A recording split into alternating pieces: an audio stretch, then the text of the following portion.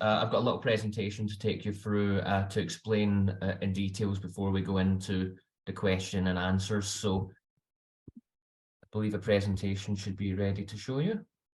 Yeah, here we have it, our lovely little Revive logo. So Revive, the Coalition for Grouse Moor Reform. I hope you can all see that okay. Now, how do I make sure this can move? Here we go. So that was us launching the Revive Coalition for Grouse Moor Reform in November of 2018. So this November will be 5 years old. And that was Chris Packham there, who's a good friend and supporter to the coalition, who was helping us launch it in front of some NGOs and MSPs and others in Edinburgh. And that was a very good event, which set us off, which has led to further conferences and speaking engagements down the road, which have been really enjoyable in terms of engaging people in the wider issues of grouse moor reform. And a lot of people, when they think grouse moors, they think tweed-clad shooters, the glorious 12th, as it's been known almost every single year in the news cycle, the 12th of August.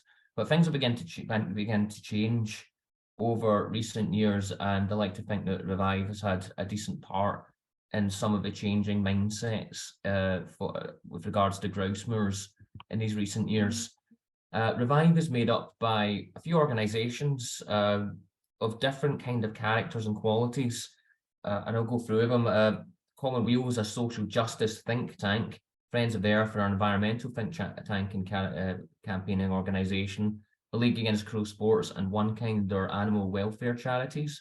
And Raptor Persecution UK is an organisation looking at the persecution of birds of prey, which is particularly prevalent as an issue on and around grouse moors in Scotland, which is partially why there's been such a demand for change over the years. So you come together, bring these organisations together, and the one thing that does unite these organisations and aspirations to change the face of Scotland properly is, and why we came together, was this: the circle of destruction that surrounds grouse shooting in Scotland as Revive sees it. And you have grouse shooting in the middle there, and a number of the issues. So you have killing Scotland's birds of prey on the right-hand side there, and a number of other things. So I'm going to take you through these issues, explain what we're doing about them and what we want to see going forward and where we are politically right now. And before I do that, just to explain grouse shooting and what it is, there are a few different forms of it, including walked up grouse shooting, where you walk up with dogs and sometimes you would shoot a grouse and maybe take it home and eat it, or kill a good number of them in one day. But the most intensive form of grouse shooting is called driven grouse shooting, where there are often a line of beaters, usually carrying flags, to direct and scare the grouse and drive the grouse towards a line of shooters with shotguns that hide behind grouse shooting butts and shoot opera shots when the grouse fly over them. And the aim is to kill as many as possible. And so to maximize the number of grouse for sport shooting, you have to do a number of activities which aren't necessarily very sustainable, and that's what we would call the circle of destruction that surrounds the grouse shooting industry, particularly driven grouse shooting in Scotland. So the issue, as many of you may have heard before, a prevalent issue which has led to many of the changes that, or proposed changes that we have in the government right now, is the issue of raptor persecution, the persecution of birds of prey, which includes hen harriers and golden eagles, buzzards and others. There's been a long and documented association between raptor persecution and grouse moors in Scotland and in England. And as you'll see from some of the writing there, if you've had a chance to read it, it's there's huge numbers of persecution. Even in 2019, in the lockdown as well, there was lots of birds of prey persecution. And on the right-hand side there, you see a heat map that was provided to me from Raptor Persecution UK's Ruth Tingey, heat map between 2005 and 2014 of raptor persecution hotspots, and the hottest spots happen to be in areas dominated by grouse shooting. So one of the other aspects of surrounding grouse shooting, I'm going into the areas that are probably less commonly associated with grouse shooting, is what one of the things Revives tries to talk about are those areas, the wider circle of destruction. And an honourable mention to lead ammunition, which is not exclusively used on grouse moors, of course. It's used across other shooting estates for pheasants, etc. But you know, it's still known to pose a major threat, with many tons, hundreds of tons spread across the countryside, causing significant harm to wildlife and danger to human health as well. You know, there's no safe amount of lead that we can be exposed to in the human body. So if grouse ever are eaten, then it's likely to be potentially harmful to humanity. One of the major aspects of the campaign is to look at the environmental damage on grouse moors. So there's a process called moor burn, which takes place to make the land more suitable for grouse to be shot on. To increase their numbers on, so more of them can be shot. So in order to make the land more suitable, the land is burnt in strips and patches in a process called moor burn, so that the burnt patches can grow new shoots for younger grouse to feed on, and the longer shoots provide cover for grouse. Of course, there are environmental consequences to this. Scotland's peatland is a vital carbon resource. It stores over 20 times as much carbon as all the trees and plants in the UK put together. And in Scotland, over 2% of Scotland's land mass is burnt for grouse shooting. And 40% of the total burned area overlies peat with a depth greater than 50 centimetres. So what that means is large areas of land that have been burnt for grouse shooting over the years, probably more than 2% historically, in fact, probably far more than that historically, has been burnt, and significant amounts have been done over deep peat. The interesting thing to say about this is, beyond the environmental damage there, is that 50 centimetres is a definition of deep peat as it currently stands. England have changed that definition to 40 centimetres, and there's proposals from the RSPB to make it 30 centimetres. And what that would mean in effect is, if peatland is burnt on, it's likely to be higher than the 40% figure, because it's the peat depth, as you define it, the bigger the depth of peat, the more likely carbon is going to be lost from it. So really, by diminishing the depth of peat as part of the definition, that means that we're more likely to actually protect far greater areas of peat if we decide to protect it through legislation. This is just an example photo here of the moor burn process, and often the smoke, if any of you have experienced it, can be actually quite a sensory disturbance, particularly for people who live in the local areas, as I've been told by quite a number of people who live in areas where grouse shooting is dominant. And this is an example of a largely burnt grouse moor, which is not looking as biodiverse as maybe it could do. But of course, that's one thing we're trying to change as part of Revive. And just to help actually bring forward these changes, we commission a number of reports. This one particularly was an independent report by Dr. Helen Armstrong, who has a background in Nature Scot, etc., and is a respected expert in sustainable land management. We asked her to look at how an alternative to grouse moors could tackle climate change, increase biodiversity, and benefit Scotland's people. It found that grouse moors, burnt and unburnt, are lower in structural and species biodiversity than would otherwise be the case if they were left to flourish and regrow naturally, or even through help from human intervention as well. So, and the opportunities economically are there as well to be for us to benefit from. And not only would stopping the negative environmental effects of burning the land just so more grouse can be shot for sport.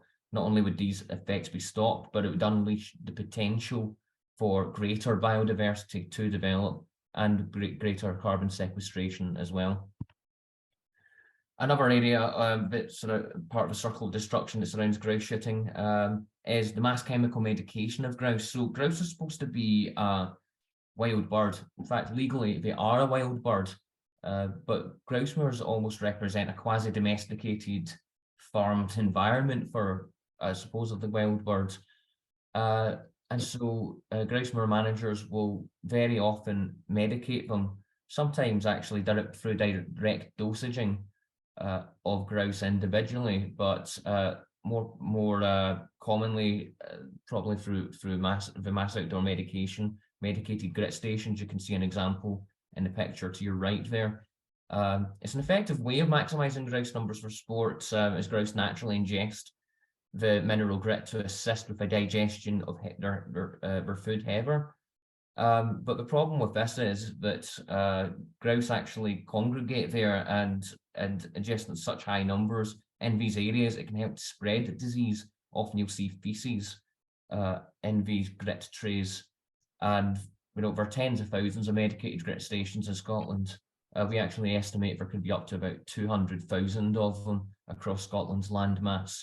And according to one prominent grouse moor manager, the medicated grit could be about 10 to 20 times more than the recommended strength of dosage. So really high volumes of pharmaceutical medicine here.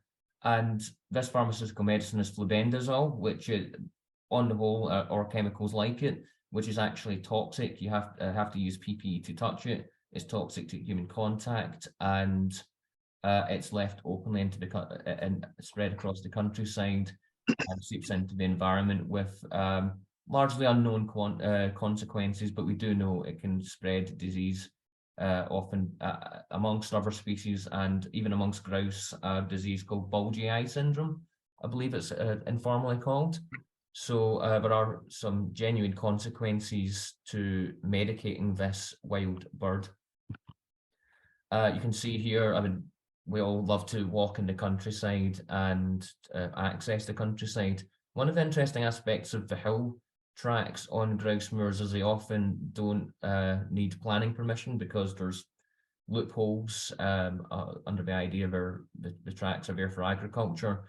But because they're not regulated through planning permission, etc., they are often bulldozed through the landmass, and in the top left picture you can see some damaged peat, and they can often be unsightly, and the purpose of them is to make life easier for the shooters and those that are managing the land, of course. So and they often scar the landscape without permission. One of the darker elements of the circle of destruction is the untold suffering of animals on grouse moors, whether they're snares or any number of types of traps. It's a relentless year-round slaughter of hundreds of thousands of foxes, stoats, weasels, crows, and non-target species, which are accidentally caught as a consequence of these traps being laid out. The traps include snares, spring traps, which are often set in logs across burns to catch stoats and weasels, cage traps to catch crows, and stink pits, which are piles of rotting dead carcasses, which are surrounded by snares, the purpose of which is to lure foxes into these snares so that more grouse can be shot for sport. All of this is to make sure more grouse can be shot for sport. And we estimate that around 40% of the animals that have been trapped and killed have actually been non-target species as well. And the number of animals that are killed are, for the purpose of grouse shooting, are actually huge. We estimate that up to perhaps close to 200,000 animals are killed every single year. And here's a picture of some of these animals there, killed as pests just because they threatened grouse numbers for sport shooting. So in order to look at this, we commissioned 2 other reports. One was Untold Suffering, which was how thousands of animals are trapped, snared, and killed to protect grouse shooting for sport. That looks at the methods, but also looks at offers a veterinarian's point of view. We've got a very well nationally respected vet that looked at every single trap and snare and method of killing in order to ascertain whether it was humane, whether it was done for a good reason. And so it's a very worthwhile report to look at. And I should say that all these reports are available on revive.scot under the publications. So I would recommend having a glance at them at some point when you get the time to do so. And this report by the League Against Cruel Sports for Revive was a landmark one in which it surveyed 7 shooting estates and mapped out where all the snares and traps and killing devices were found. GIS located them, photographed them, recorded every single one of them across 7 estates, just 7 out of many estates, and extrapolated it to offer an estimation of how many animals were killed in Scotland. And it was the first of its kind. It had never been done before. And I thought I would show you an example. This here is just one grouse shooting estate, and every single dot represents a trap that for animal killing that was found on this grouse shooting estate. And the next one is a map of all the land management activity. That includes medicated grit stations, traps, some muir burn and some paths as well. So yeah, it's quite a filled up map. And I should say that in order to get the extrapolated figure of hundreds of thousands of animals killed, the 7 estates were, this was the most intensive one. Some of the other estates were barely managed at all. Some of them were medium level intensely managed in order to provide a balanced picture. So I'd recommend looking at that report, also available on the revive.scot website. And now just to what we actually get out of this, because I've talked about the negative sides of grouse shooting, of which Revive believes there are many. But of course, there's got to be some benefits, of course, you'd imagine. So the land use and economics of grouse moor management, it's estimated that somewhere around 1 million out of Scotland's 7.8 million hectares is managed for grouse shooting. It could be more, it could be less. It's historically been over 20% of Scotland. This represents about 13% of Scotland's land mass is managed in some way for grouse shooting, which actually amounts to an area around half the size of Wales. But of course, it brings in £23 million to Scotland's economy, which is a significant 0.02% of Scotland's overall economy. The economic impact and jobs are actually quite small compared to other viable industries and land uses. And just as a couple of examples, wildlife tourism is 5 times the economic impact of grouse shooting in Scotland, £127 million to Scotland's economy. That's shooting wildlife with cameras rather than guns. And nature-based tourism, when you actually exclude all field sports, that includes, all forms of shooting, deer stalking, and even angling as well. It's worth £1.2 billion to Scotland's economy, which is about 55 times the value of grouse shooting. And it's also forestry is 26,000 jobs and economic impact of about £1 billion. So when you look at these things in perspective, you can see that there are other things out there economically which can actually use some room to expand. And one of the things that Revive believes we should move away from, in any respect, whether it's forestry or grouse moors, generally large monocultures are untenable for a Green New Deal Scotland and are generally not a good thing. We have to diversify and move to better, more sustainable land uses, a mosaic of land uses across Scotland. Quite an analogy I like to give about grouse shooting and economic impact in Scotland is that if Scotland's overall economy was the height of Ben Nevis, grouse shooting's contribution would be the size of a bottle of Iron Brew. So in terms of scale, we can see that we're probably not doing the best when it comes to our land use here. And this report is another one that we commissioned the New Economics Foundation, Commonweal, to do.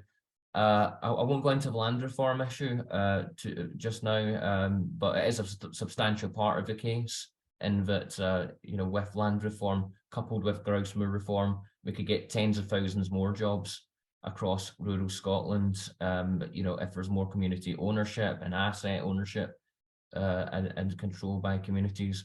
So this is a part of a wider picture of that mosaic, and there's a land reform consultation out that we submitted to, and we're going to be doing some more work on it as time goes by. So if you're interested in it, there's a report on the website too. An interesting stat about landowners, if you don't know it, 432 families are said to own over half of Scotland's private land, and grouse moors is very much a metaphor for land reform issues in Scotland. As far as we see it, it's a lot of land used by very few people and used rather unsustainably. So what is Revive actually calling for? We've said what's wrong with grouse shooting as we see it, and particularly driven grouse shooting, and the unsustainability that surrounds it, some economic comparisons. But we're of course calling for some stuff. We want the government to do something about it. So we want to protect Scotland's peatland by ending moor burn for the purpose of grouse moor management. Grouse shooting is being worked on by the Scottish Government right now, and so is moor burn. They've announced there's going to be a licence for all moor burn, regardless of its purpose. It does happen for agricultural reasons sometimes, and we support that point of view.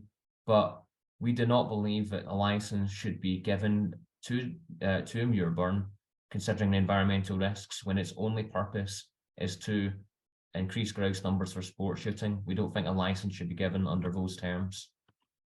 We want a ban on the use of medicated grit. Its only purpose is increasing grouse shooting numbers for sport.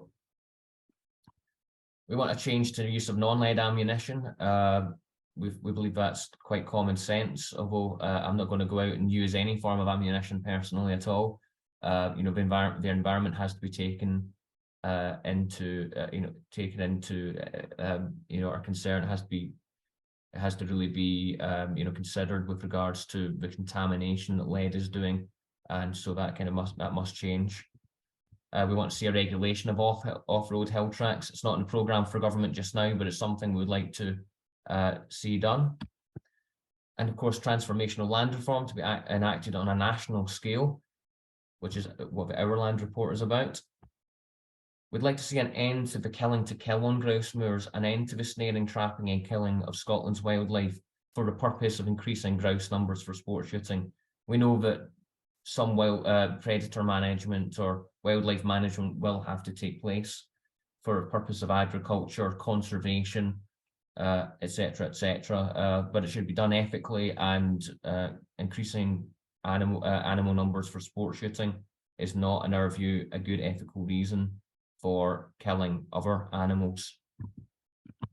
And of course, licensing of all grouse shooting at grouse moor estates, that is something the government's going to be working on, and that's something that we're calling for as part of legislation, and we want it to be as robust as possible. And an end transition away from grouse shooting. There's an interesting thing to say about that, and it's part of one of the reasons for hope. But before I go into it, one of the reasons for hope, and I'm sure many of you know this, was that mountain hare culling has been prevalent on grouse moors for many years, under the assumption that the affected grouse numbers for sport shooting, on average 26,000 were killed every single year, according to Scottish Government figures. They're now a protected species, I'm very glad to say. We were part of a campaign that helped to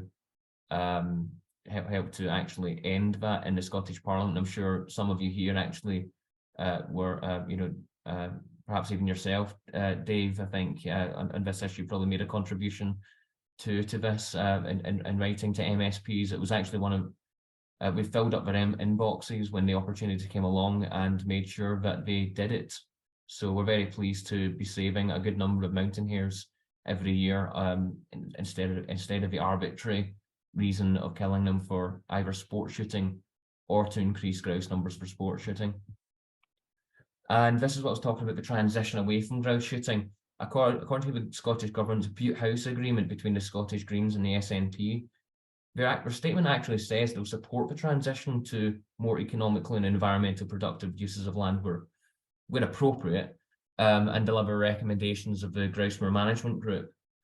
This is useful because it allows me to go to the SNP and Green Party conferences and tell them exactly what they themselves have said, that this is one of their aims, and that we'd be very pleased to help them actually achieve this goal. So where are we now?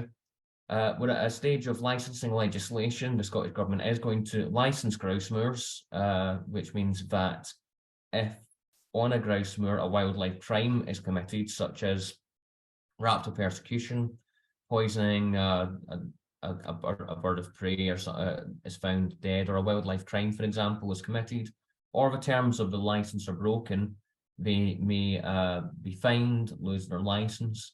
I would like to see that as strict as possible to deter bad management practices. There's going to be the Moorburn license, as I already mentioned, as part of this wider legislation, and our views on that. We don't think a license should be given to do it when the purpose is just increasing grouse numbers for sport. And what else? There's also the land reform bill, which is coming through the Parliament at roughly the same time as well. So there's lots of opportunities for us to engage and genuinely change the face of Scotland, I believe, for the better. And that's what Something Revive is aiming to do. So I'd like to thank you so much for listening in, and I'm really happy to take your questions. And so far, thanks for having me. Well, thanks very much, Max, for that. I think you put the case very clearly. And I think now, can we have questions either via the chat, or if people want to put their hand up? Maybe via the chat is the best way.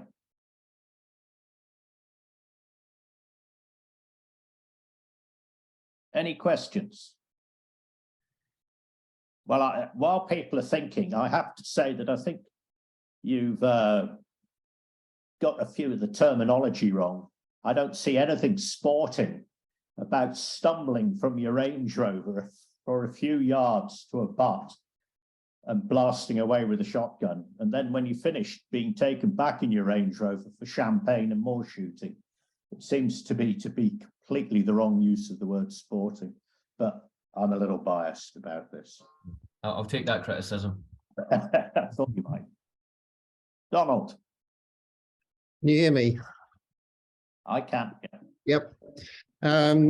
Just picking up on Moorburn, you came out very much against it, and I would agree that it's not an appropriate land management, but some burning might well be. And I think some estates that haven't been burning at all are now feeling that they're building up a huge stock of fuel for future forest fires. Does your proposal for licensing include other purposes other than what you were mentioning about allowing grouse to have young shoots? Yeah. So yeah, it's an interesting one. I've had loads of chats with people even in government about this, and about our position is that we know Moorburn is going to happen and be licensed, for agriculture and other reasons. We don't think it should be done for grouse shooting. So when a license is applied for, we just don't think that to put it really simply, if there was a tick box to say, why do you want to Moorburn? And there's a checklist, and one of those items on the checklist was shooting grouse for sport, or reducing fire loads, etc. Then we just don't think that shooting grouse or increasing grouse number should be one of those options. And we'd also question with regards to fire loads, whether muir burn was the most effective way of doing it. In every case, that sometimes depending on the lands, cutting might actually very well be a better option, and not instead of burning. And also, I think we'd question whether doing it in arbitrary strips and patches was the best actual method for doing it. It is the best method for making sure there's more grouse, but I think it could probably be approached more scientifically. So yeah, well, a lot of people, in fact, the RSPB even openly say that re-wetting the land would be a far more effective way of creating land that's more resilient to wildfires. And just to punt another report, which I actually didn't include in that presentation, it's a very new one.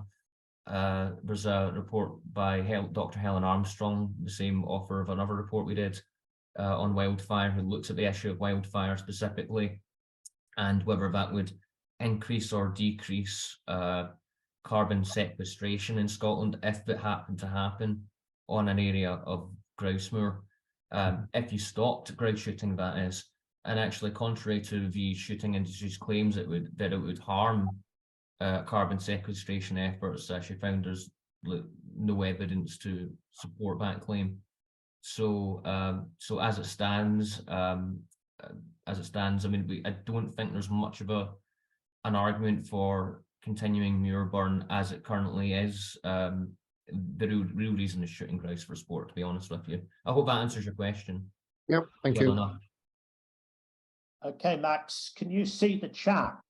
I can. Maybe we should go through, starting with Gordon. Yes. How do we prevent? Yeah, how do we prevent licensing grouse moors being a paper tiger? Yeah, you have to forgive when you say that. Just to clarify, do you mean like just totally ineffective, or just clarify that? Sorry. Sorry. Yes. I'm an old cynic, and I've seen the Scottish government so many times sort of put up something. We're doing all this work. We're doing all this, and they're doing nothing. You can set all these licenses and give them to everybody and not enforce anything, but we've got them licensed. Yeah, absolutely. I mean, that's you're so right about that, and I'm glad that ourselves and the RSPB and a lot of fellow travellers who committed to pushing and filling in the grouse moor consultation, which was out recently towards the end of last year, made these points. Don't make sure there aren't loopholes. I mean, I think the government has. So what I can say one thing for certain: the government is keen on ending the embarrassment, the national embarrassment, as Donald Dewar put it, of raptor persecution. He said that, it was, I think it was 2001 or it was 1999. He said it, over 2 decades ago, and yet it's still going on. It's been the attempts to tackle it have been weak, have been unconvincing so far, with just minor tweaks and changes. And so the government, I think, don't want to particularly revisit the raptor persecution issues, but does it deliver in all the other ways Revive would like to see? I mean, that's what we're trying to push in our challenge, to get the other aspects in there. To if I was to sum up the Revive case, it's ending all the unsustainable things which take place just so more grouse could be shot for sport. And I think if we tackle that wider circle of destruction, you'll see birds of prey persecutions going down. Licensing, if it's given to just anyone as well, it's not going to be adequate. We've said as well to the Scottish government that there needs to be a mechanism for refusing licenses for people on some basis. So from the outset, and there should certainly be fees. It should be self-funding. It shouldn't be something that costs the public purse money, because then we're just jumping through hoops to let it happen, and the public doesn't support it either. So on that basis, but that's part of the work, really making sure it's effective and makes these huge swathes of Scotland much more sustainable than it is. Gordon? Maybe I could jump in there. I think you're absolutely right with the worry, but in the case at Invercold recently, reliably told that the authorities were scrabbling around looking for penalties. They were fed up with Invercold and they wanted to do something, and they had very few options of things to do. And a system of licensing at that time would have helped them, because they could have just said, well, we won't renew the license for 1 year, which would have caused quite a problem for the estate. So, and they're allowed to do that. So I think it probably, there will be subject to bureaucratic inaction for a lot of it, but if it just doubles the number of times the estates are told to do something and they've enforced, that will be a benefit. So I think potentially it could help. Yeah, I think you're right, and I think it could help. I think some estates might even completely rely on the deregulation, which is currently prevalent. So, you know, to create that surplus of grouse for sport shooting. So, yeah, it could make a difference. It could make them think again, and in some cases. But yeah, we always say that licensing in itself isn't enough. And to go to Susan's question, what are the conditions for successful application of a grouse moor license? Honest answer, I don't know yet, because it's still to be decided by the government. I mean, we would have our, I mean, ideally for so many people, I mean, it should, you know, it shouldn't be licensed at all, or the very fact that we haven't got a license in the first place, and this is only coming, you know, 150 years after driven grouse shooting was invented, and it was invented. That you know, it's quite shocking. You don't have to even have a license currently in order to do it. So the conditions, I hope would be quite strong. Would put strong environmental requirements. I think you know, certainly, like, everything should be recorded, so that you know, if you're shooting anything, it's as transparent as possible.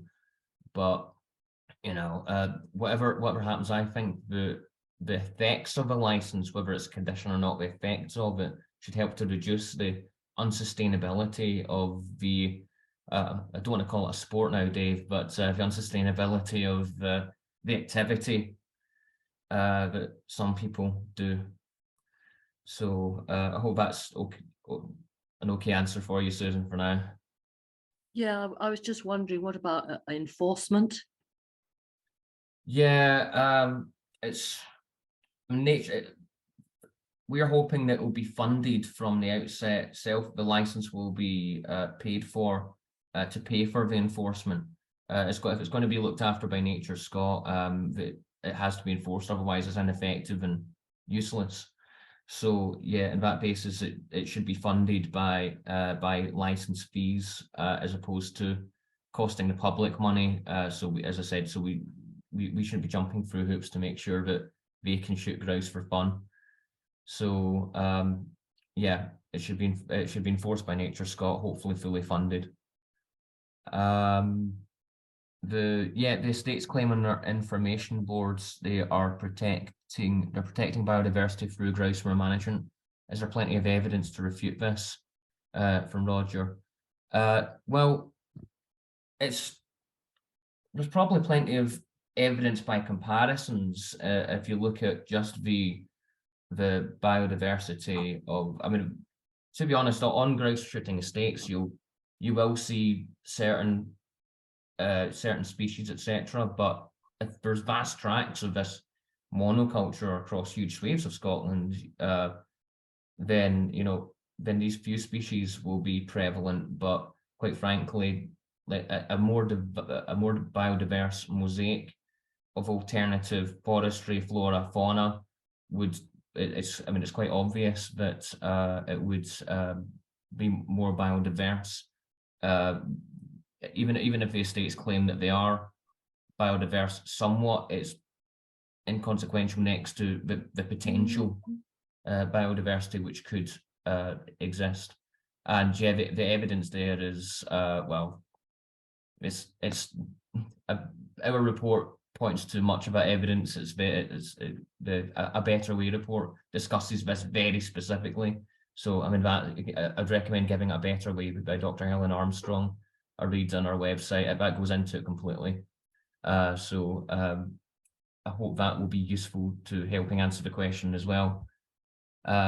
James is asking, do you think a license system can be strong enough to reduce the extent of grouse shooting? I mean, absolutely hope so. I don't know if it will be, but we can only, that's exactly what we're pushing for. Brian has asked, muirburn should hopefully be, you think it'll be banned within 10 years, muirburn, from what you've seen. It's not heather that regrows, but usually grass and moss. Yeah, do you mind if I ask you what your experience is in that, Brian, if you've seen that quite a lot, just out of interest? Yeah, hi there.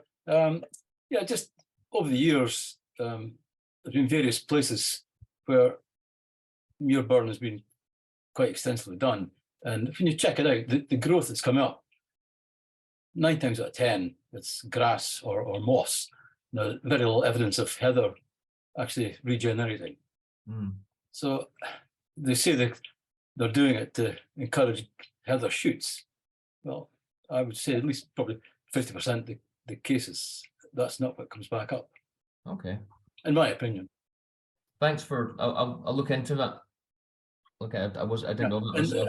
And in some estates, have actually started using flailing machines to reduce the heather as well, which I would think, apart from the fuel it's used, it's a bit more environmentally friendly than burning it. Yeah, it might well be. I'll look into that as well. It's not that's not something I particularly know too much about, that particular new method, but yeah. Well, thanks, Brian. I'll certainly look into it. Okay, thanks for that, Max, and enjoy your talk. Thank you. Oh, thank you.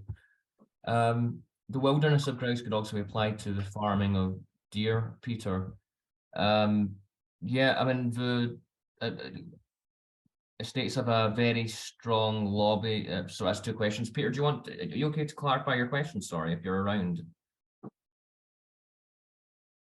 Just on the wilderness of farming of deer. Or if not, I can take a stab a guess at what you mean. I mean, I guess it's intensive land management and farming of deer, and Revive doesn't go into deer, the issues of deer management. We kind of stay clear of it for now, but generally, as we say, monocultures are not a good thing. And while deer are often culled by,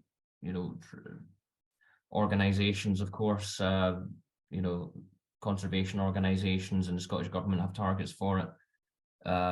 There's estates that, like grouse shooting estates, want to maximise the number of deer for sport shooting, which goes against some of these culling concerns, and so there's conflict there as well. So yeah, I think there are some similarities, although I would say that the it's very different land management techniques, but certainly, yeah, there are some definite similarities in the and the purpose behind it. Yeah, you could almost link my 2 statements in that I've seen through in estates in the winter, deer know where the estates are going to drop hay for them to eat. Well, they can't get at the ground through the snow. I've also heard on the radio statements from the Scottish Land and Estates that the public shouldn't worry about the deer because they're being looked after. It's the same thing. But the public think, oh, they're doing a good job, the deer are going to be okay. Yeah, and then they go and shoot them a little later. Yes. Yeah, for sport. I mean, so yeah.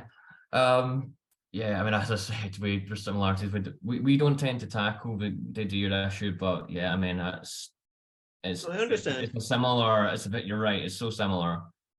So, yeah. Thanks, Peter. And your other, if it's yourself as well, I mean, another statement. The states have a powerful lobby. They do. Yeah, and we do our best basically to express our points of view and counter them. I mean, I think we've done a reasonably good job with the government so far, and the political parties. I mean, it seems like Labour are, you know, kind of fully behind us, and the Greens, and a good number of the SNP. So we're certainly SNP conferences we've attended have been absolutely rammed full with support for our meetings that we put on there. So I think we're in a good place.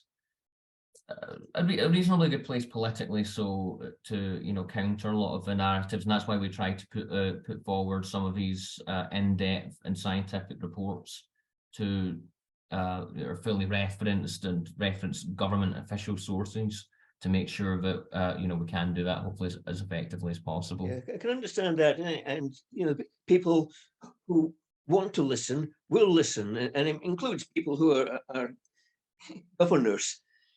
But the general public doesn't get that. They just hear the countryside is being looked after. It's okay. We're all right, and you know, they don't hear anymore.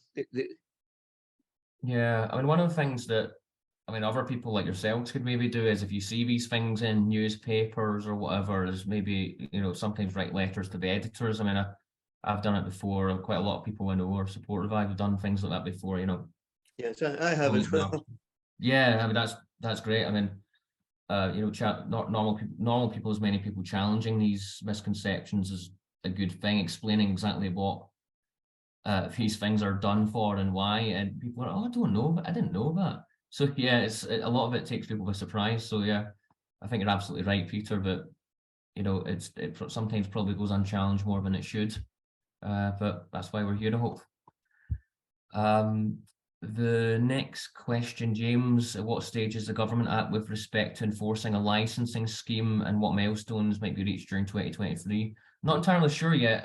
The licensing scheme that has been, the consultation ended in the middle of December, and it's in this programme for government, so expect the work to begin this year. I'm not sure when exactly, but I feel by the end of this year we'll have started the process somehow. I'm not sure whether that means it will be legislation in the Parliament will be going through, but I think it very well could be. You might well see me in a committee meeting at some point in the Scottish Parliament towards the end of the year. But I'll let everyone know. So come and give it a watch. And if you sign up to the Revive mailing list as well, you've got all my updates, so I can tell you everything as it's happening. And I promise I use it sparingly, only when there's something useful to actually say. So John has said one of the most effective ways of enforcing action is to link fulfilling the conditions of a license to any publicly funded subsidy or tax relief, and withholding these benefits for failure of fulfilling license conditions. Yeah, and I think that's an interesting point that ourselves, Donald, were talking just before the call, sort of carrot and stick approach to, you know, to changing behaviours in our land. I mean, very often, just to tap into land reform issues, I mean, subsidies are given for things like peatland restoration or forestry, etc. Public subsidies for work that arguably, for some people, as far as some people are concerned, should be done anyway. And you know, if public subsidies are given to estates that are grouse moor estates, you know, maybe that could be a condition of a licence, that we're not fulfilling their land rights and responsibilities duty. There's a segment in the Scottish land reform consultation that added land rights and responsibilities into very large estates and land estates in Scotland as a proposal. But now you've kind of got me thinking here. Maybe that should actually be running your land sustainably as a grouse moor should be one of those responsibilities as well, rather than destroying the land. You got me thinking there, to be honest. Well, the thing is that there's never going to be enough funding to, as far as one can see for the foreseeable future, for government to employ effective regulation. I mean, if you look at the way forestry is regulated, it's a very light touch indeed. And those of us involved in forestry know that only too well. Lots of fine words about meeting regulatory standards, and very poor practice, very widespread. Not universal, but widespread. Same will happen with grouse moors if you simply leave it to voluntary, basically what boils down to voluntary self-regulation. If you say, and by using satellite technology, you can observe land quite in sufficient detail to be able to say, look, if we see meal burn on your land, we will then withhold any. You have to then select what are the appropriate publicly funded benefits that an estate is enjoying, and there's plenty of them, and they're quite often quite hidden at the moment. And obviously, tax relief is the big one. Problem there is it's not devolved, but that's a political problem. That's not a land management problem. We have to grasp those nettles, and certainly the agricultural subsidies and the other forms of subsidies, the Scottish Government has much more direct control over. And you withhold a subsidy from a landowner, and they'll be very miffed about it, but they'll respond. Yeah, I think so. I think you're absolutely right. It's a kind of carrot and stick thing. I totally agree with. And I would also just add to that we should question why we're getting any subsidies whatsoever. I mean, grouse shooting estates actually can get subsidies in the tens of thousands of pounds. I think one figure that comes to mind, don't quote me on it, but I think it's one estate got used to receive an annual payment of £300,000 of subsidies. Quite likely. Yeah, quite likely. Yep. I think that was, I can't remember the name of the state.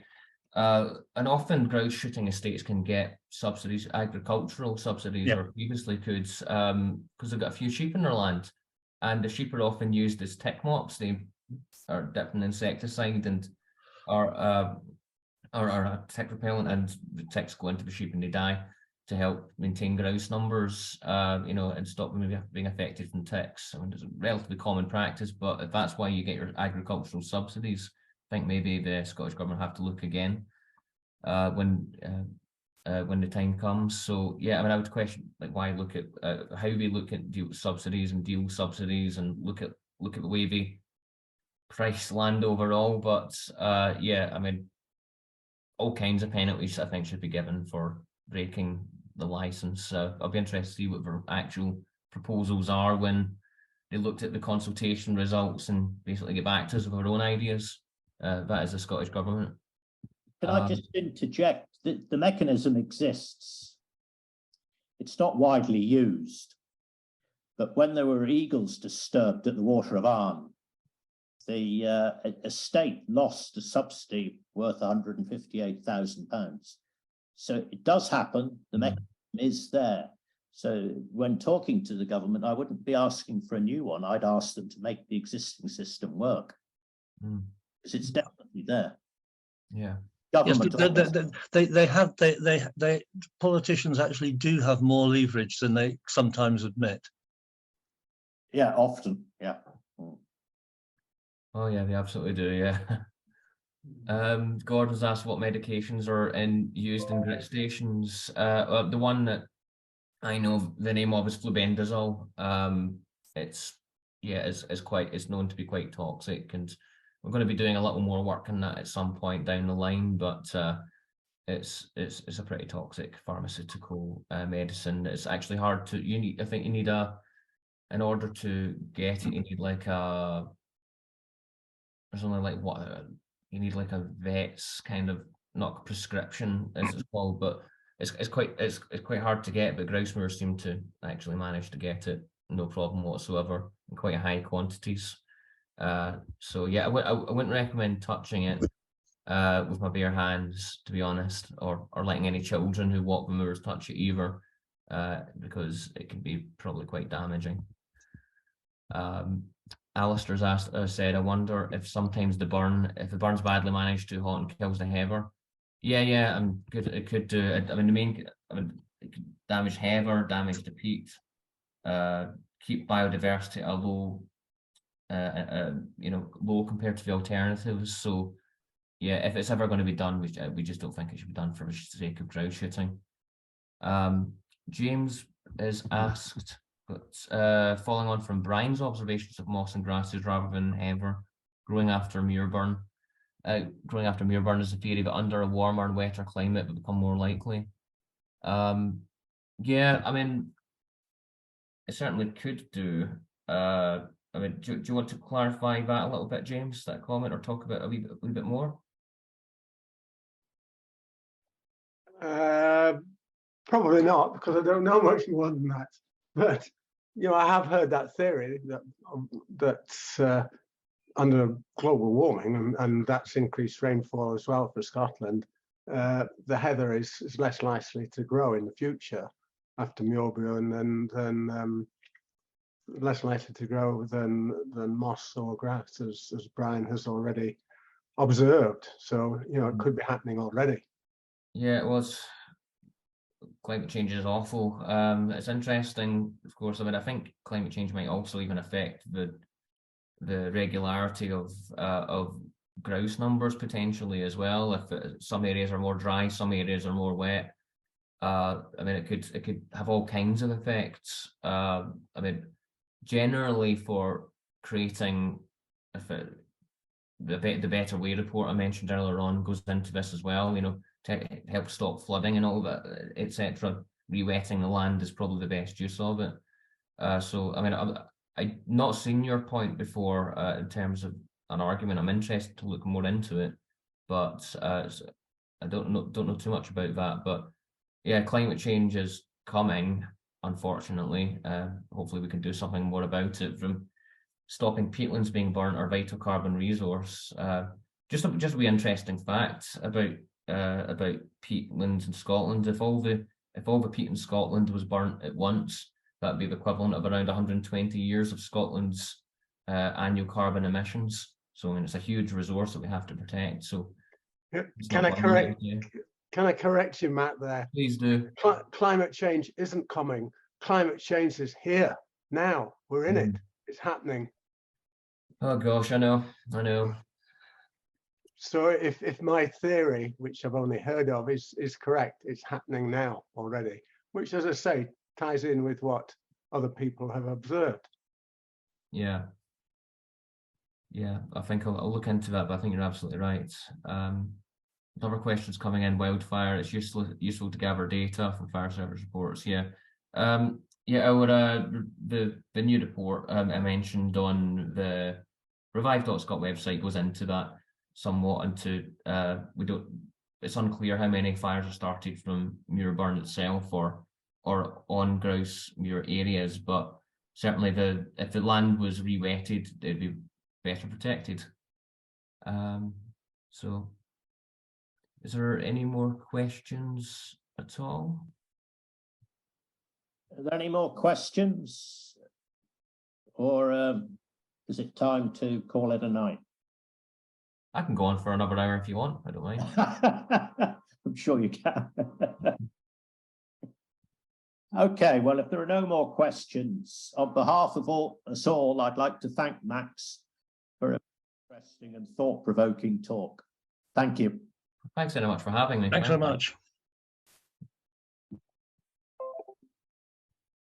Yeah, thanks so much, everyone. And just if you want to give me a message on max@revive.scot and ask about anything or any information reports, please do max@revive.scot. If you want to sign up to Revive as well, just to get my emails, if that's useful to you, it's on the Revive website too. So yeah, just give me a shout and it'd be great to hear from you.